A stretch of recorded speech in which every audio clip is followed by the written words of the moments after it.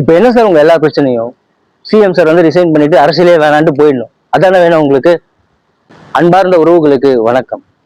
கனிவான அமைச்சர்னு பேர் எடுத்தவர், கனிவான முறையில பேசுவாரு, கனிவான முறையில நடந்துப்பாருன்னு பேர் எடுத்த அண்ணன் ராசா நேற்று கனிவை இழந்துட்டாரா?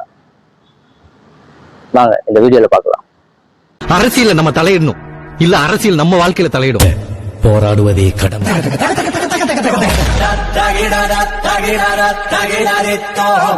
நிகழ்ச்சியின் தொடக்கமா அண்ணன் பேசுனதுல முதல் கண்டென்ட் பார்ப்போமா? அரசியல் சட்டத்தில் நிறுவப்பட்டுள்ள ஒரு பதவியில் ஒரு நாற்காலியில் உட்கார்ந்திருக்கின்ற ஒருவர் அரசியல் சட்டம் என்ன ஒழுக்கத்தை கடைபிடிக்கிறதோ, கான்ஸ்டிடியூஷனல் மொராலிட்டி, அந்த கான்ஸ்டிடியூஷன் மொராலிட்டி அக்கௌண்டபிலிட்டி எதுவுமே இல்லாமல் தான் வகிக்கிற பதவிக்கு பொருத்தமானவராக இல்லாமல் தன்னுடைய தகுதியை குறைத்து கொண்டு பிதற்றி இருக்கிறார். அண்ணா சொல்றது ரொம்ப சரியான விஷயம். கான்ஸ்டிடியூஷன் மொராலிட்டி இங்க விஜய் சாருக்கு கிளாஸ் எடுக்க வந்த கனிவை இழந்த ராசா அண்ணன், அது உங்க தலைவருக்கு முதல்ல கிளாஸ் எடுத்தீங்களா? இப்போ ஒரு வீடியோ பிளே பண்றேன், கேளுங்க. கட்சி தொடங்குறவங்க திமுக அழியணும் எந்த அந்த நிலையில தான் இன்னைக்கு போயிட்டு இருக்காங்களே தவிர எரியுதடி மாலா போடு. அண்ணன், இத தலைவர் மு.க. ஸ்டாலின் அவர்கள், உங்கள் தலைவர் மு.க. ஸ்டாலின் அவர்கள் முதலமைச்சராக இருந்த போது பேசிய வார்த்தை. இதுக்கு கான்ஸ்டிடியூஷன் மொராலிட்டி இல்லையா? உங்களுக்கு வந்தா ரத்தம், எங்களுக்கு வந்தா தக்காளி சட்னி இல்லைங்களாண்ணா? அடுத்த ஸ்டேட்மெண்ட் வச்சிருக்கோம், டீலிமிட்டேஷன் நாங்க தான் நிறுத்தணும். இப்போ இந்த ஸ்டேட்மெண்ட்டுக்கு பதில் நம்ம டேட்டா வச்சிருக்கோம். பாத்தீங்கன்னா டேட்டாவோட தான் வந்திருக்க. அதாவது டீலிமிட்டேஷனை வந்து எதிர்த்து வாக்களிச்சு அதை வந்து கேன்சல் பண்ணாங்க, பாராட்டுக்குரிய விஷயம். அது எலெக்ஷன் ஸ்டண்டா, அது வந்து அப்புறம் அது வேற, ஆனா அது பண்ணாங்க. ஆனா ட்ரிபிள் தலாக் மசோதாக்கு ஏன் சார் வாக் அவுட் பண்ணீங்க? சென்ட்ரல் ஆர்ம்டு போலீஸ் போஸ்ட் பில்லுக்கு ஏன் சார் வாக் அவுட் பண்ணீங்க? நியூக்ளியர் எனர்ஜி ரீஃபார்ம் பில்லுக்கு ஏன் சார் வாக் அவுட் பண்ணீங்க? ஜெனரல் அட்மினிஸ்ட்ரேஷன் பில்லுக்கு ஏன் சார் வாக் அவுட் பண்ணீங்க? இந்த பில்லுக்கா ஏன் சார் வாக் அவுட் பண்ணீங்க?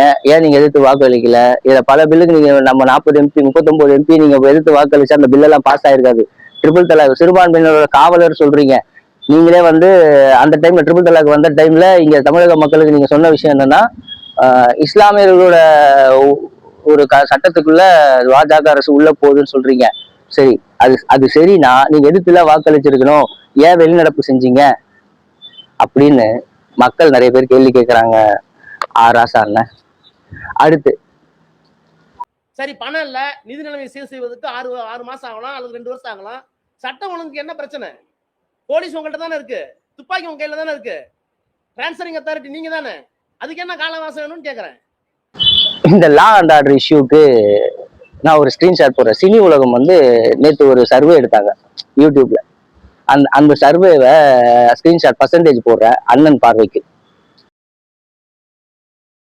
அண்ணன் பாத்தீங்களா, 83% உங்களை தான் குற்றம் சாட்டணும்னு சொல்லியிருக்காங்கண்ணே. மக்கள் தீர்ப்பு மகேசன் தீர்ப்பு கரெக்டான 83% மக்கள் உங்களை தான் குற்றம் சாட்டியிருக்காங்க. திமுகவோட பழைய காலத்துல இருந்த கஞ்சா புழக்கம் மற்ற எல்லாமே தான் இந்த இப்போ இருக்கிற லா அண்ட் ஆர்டருக்கு காரணம்னு 83% மக்கள் தெளிவா இருக்காங்கண்ணே. மக்கள் ரொம்பவே தெளிவா இருக்காங்க. அடுத்த வீடியோ போலாம். நாங்க என்ன சக்தி தெரியுமா? மும்மொழி கொள்கையை நாங்க உள்ள விடல. அண்ணா, மும்மொழி கொள்கை தமிழ்நாட்டுல இல்லையா? கவர்மெண்ட் ஸ்கூல்ல இல்லைன்னா மும்மொழி கொள்கையே தமிழ்நாட்டுல இல்லையா? என்னென்ன சொல்றீங்க? உங்க கட்சி ஆட்கள் நடத்துற சிபிஎஸ்இ ஸ்கூல்ல எல்லாம் மும்மொழி கொள்கை இருக்குன்னு ஏன் நீங்க எடுக்கல? தமிழ்நாட்டுக்குள்ளேயே விடமாட்டேன்னு சொன்னீங்கல்ல மும்மொழி கொள்கைய, ஏன் அது உள்ள இருக்கு? சிபிஎஸ்இ ஸ்கூல்ல எத்தனை பர்சன்டேஜ் மக்கள் படிக்கிறாங்க? மும்மொழி கொள்கை தமிழ்நாட்டுல இருக்கா இல்லையானே என் கேள்வி அதானே. மும்மொழி கொள்கையை நீங்க தான் தடுத்தீங்கன்னா கவர்மெண்ட் ஸ்கூல்ல தானே இல்ல. அதாவது ஒரு ஏழை பசங்க அவங்கதான் வந்து 3வது மொழியை கத்துக்க விடாம நம்ம தடுத்திருக்கோம். ஒரு பணம் வச்சிருக்கிறவன் பணக்கார பசங்க படிக்கிற ஸ்கூல்ல எல்லாம் மும்மொழி கொள்கை இருக்கே. மும்மொழி கொள்கை தமிழ்நாட்டுல மொத்தமா இல்லைன்னு சொல்றது எப்படி நான் ஏற்றுக்கொள்ள முடியும்? அதாவது அது எப்படி ஏத்துக்கிறதுன்னு எனக்கு தெரியலண்ணே. அடுத்த வீடியோ போலாம். ஆனால் திருச்சியில் ஏன் இந்த வீர வசனம், அந்த வசனத்தை எழுதி கொடுத்தது யார்? ஆனா விஜய் சார் வந்து எழுதி கொடுத்த ஸ்கிரிப்ட் பேசுறாருங்களா? இப்ப உங்க கையில இருந்த பேப்பர் என்னங்கண்ணே? யார் எழுதி கொடுத்ததுன்னு? யாரோ உங்க மேல வச்சிருக்க கனிவின் காரணமாக கனிவோட எழுதி கொடுத்துருக்காங்கல்லண்ணே.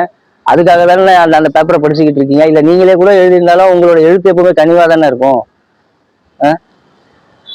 இப்போ ஏன்னா அந்த கனிவு இல்லாம அந்த எழுத்தெல்லாம் ரொம்ப மோசமா இருக்கு. எனக்கு ரொம்ப டிசப்பாயிண்டடா இருக்குண்ணே. ஆனரபிள் பாராளுமன்ற உறுப்பினர் bro R Raja bro, very disappointed, very very disappointed. அடுத்த வீடியோ. திருவள்ளுவருக்கு வந்து இங்க காவி சாயம் பூசுறது வந்து நான் இப்ப பேச மாட்டேன்னு சொன்னா, எங்களுடைய மொழியை இனத்தை தாழ்த்துகிற ஒருவரை கேள்வி கேட்பதற்கு துப்பு இல்லாத ஒரு சக்தி எங்களை பார்த்து தீய சக்தி தூர சக்தின்னு சொல்லுவீங்களா நீங்க? இப்ப இதுல திருவள்ளுவருக்கு காவி சாயம் பூசிருக்காங்க. காவி சாயம் பூசக்கூடாது, வன்மையா கண்டிக்கிறேன். நிச்சயமா திருவள்ளுவருக்கு காவி சாயம் மட்டும் இல்ல, எந்த சாயமும் பூசக்கூடாது. அவர் உலக பொதுமுறை எழுதியிருக்காரு, ஓகேங்களா? அவர் இவங்களுக்கு தான் சொந்தம் அவங்களுக்கு தான் சொந்தம்னு சொல்லக்கூடாது. இந்த உலகத்துக்கே அவர் சொந்தம். இதுதான் என் ஸ்டேட்மெண்ட்டும். 2024 ஆளுநர் RN ரவி இருந்தாருங்களா, அப்போ ஒரு ஸ்கிரீன்ஷாட் போடுறேன் பாருங்க.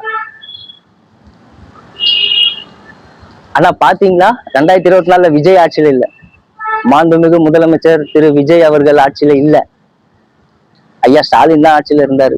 ஐயா தான் இருந்தாரு. அப்பவும் திருவள்ளுவருக்கு ஏதோ வைசாகி விசாகம் ஏதோ ஒண்ணு கொண்டாடி இருக்காங்கன்னா ஆளுநர் மாளிகையில.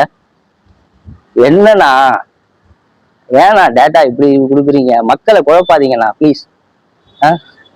உங்களுக்கு என்னன்னா வேணும்? விஜய் சார் வந்து ரிசைன் பண்ணிட்டு எனக்கு இந்த அரசியலே வேணான்னு போயிடணுமாண்ணா? அப்படி இல்லைன்னா இந்த ஆட்சியை கலைச்சிருங்கண்ணா. கலைக்க முடிஞ்சா கலைங்க, ரீஎலெக்ஷன் சந்திக்கலாமா? அது பண்ண மாட்டீங்களா?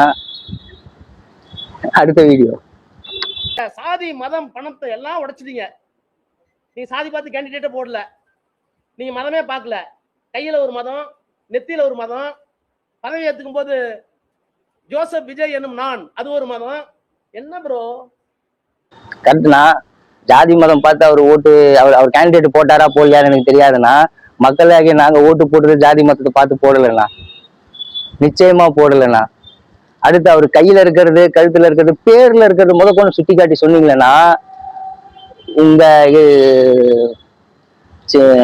எதிர்கட்சி தலைவர் உதயநிதி அண்ணன் வந்து தன்னை மொத்தமாவே கிறிஸ்துவன் அறிவிச்சிட்டாருன்னா, ஒரு மக்களுக்கான பிரதிநிதியா இருக்கிறவரு ஒரு மதத்தை சார்ந்தவர்னு அறிவிச்சப்போ நீங்க ஏன் நான் கேட்கல?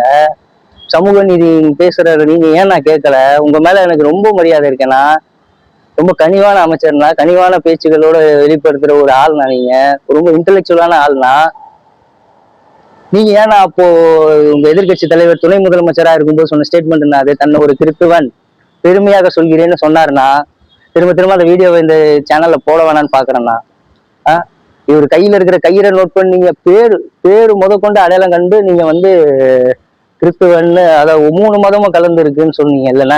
ஒருத்தர் ஒரு மதத்தை மட்டுமே சொன்னாருன்னா, அதுதான் நான் கிறிஸ்டியன் சொல்லிக்கிறதுல பெருமைப்படுறேன்னு சொன்னாருன்னா, அப்போ ஏன்னா நீங்க கேட்கல?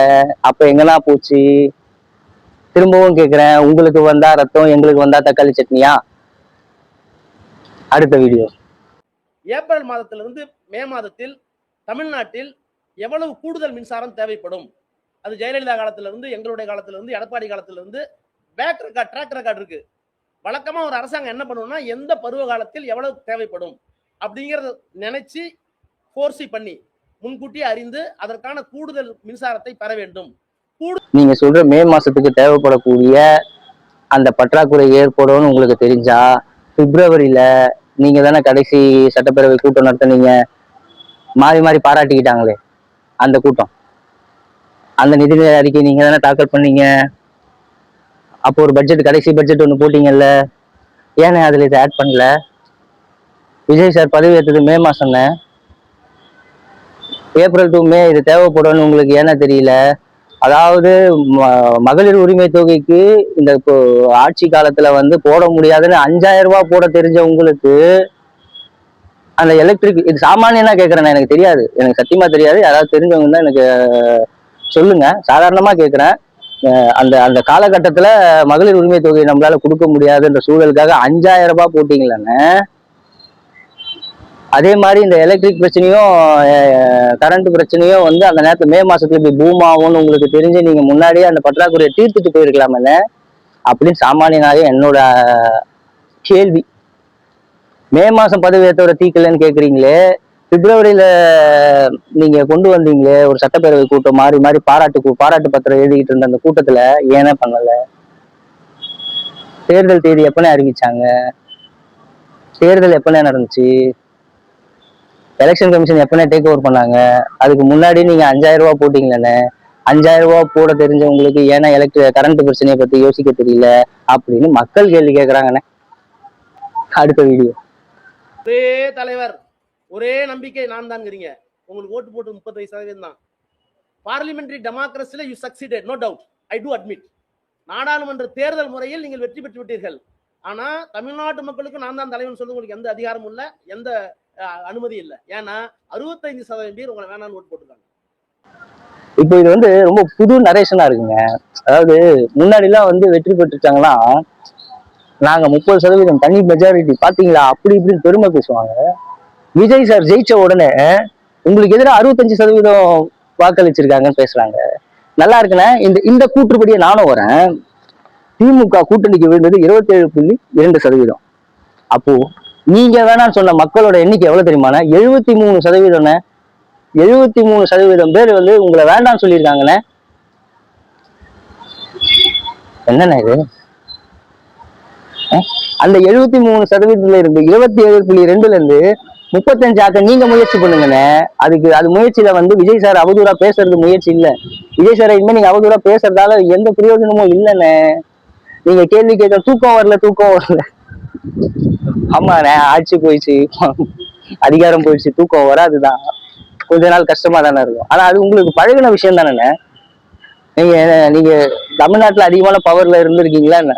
பழகின விஷயம் தானே. ஆக்கப்பூர்வமான எதிர்கட்சி நீங்க. அந்த ஆக்கப்பூர்வமான செயல்பாட்டுல மட்டும் கருதுங்க.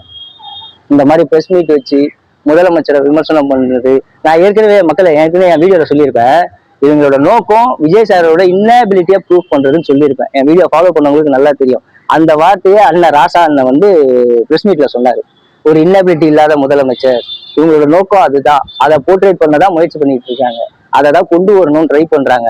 இங்க இருக்க லா அண்ட் ஆர்டர் இஷ்யூக்கு இவங்க வந்து பொறுப்பேற்றுக்கு ரெடியா இல்லை. ஆனா இவரு ஸ்டாலின் சார் ஆட்சிக்கு வந்த 2021 வந்த உடனே, அதாவது இப்போ 2026 தேர்தல் பிரச்சாரத்துல அந்த முப்பெரும் விழா கூட்டத்துல பேசியிருக்காரு. நம்ம பதவி ஏற்கும் போது நிதி பற்றாக்குறை, நிதி நெருக்கடி, எக்கச்சக்க பிரச்சனையை கடந்து வந்திருக்கோம் அப்படின்னு. சார் எல்லாருக்கும் தானே சார் இருக்கும். உங்களுக்கு மட்டும் ரத்தம், எங்களுக்கு மட்டும் தக்காளி சட்னினா எப்படி சார்? ஹானரபிள் எம்பி ப்ரோ, என்ன ப்ரோ இதெல்லாம்? Next video.